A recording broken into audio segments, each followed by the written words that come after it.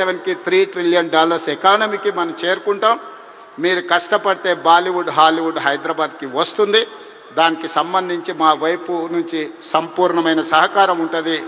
ఈరోజు గద్దరన్న అంటే ఒక చైతన్యం, గద్దరన్న అంటే ఒక విప్లవం, గద్దరన్న అంటే ఒక వేగు చుక్క. గద్దరన్న స్ఫూర్తితోని ఈరోజు తెలంగాణ రాష్ట్రాన్ని మేము సాధించుకున్నాం.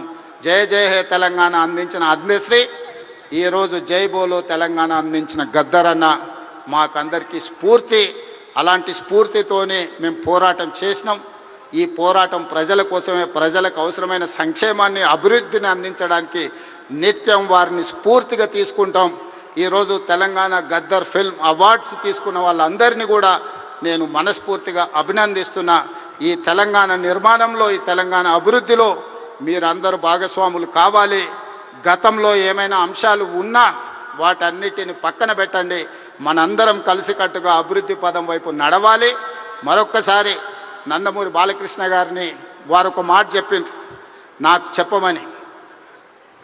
కళ్ళతో చూసేది కళ, కళ్ళతో అభినయించేది కళ, కళ్ళు మూసుకొని కనేది కళ, కళ్ళు మూసుకున్న వాళ్ళను చైతన్యపరిచేది కళ అని చెప్పు అని వారు చెప్పిండ్రు.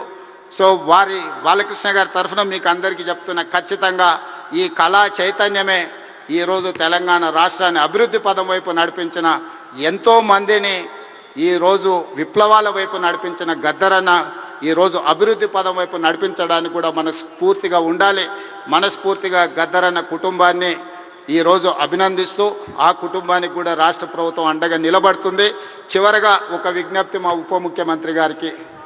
హైదరాబాద్ పిల్లోడు రాహుల్ సిప్లీగంజ్ ఓల్డ్ సిటీ నుంచి అద్భుతంగా ఆస్కార్ అవార్డు వరకు రాణించారు. ఈ వేదిక మీద మా బట్టన్న ఏమి ఇచ్చినట్టు లేడు.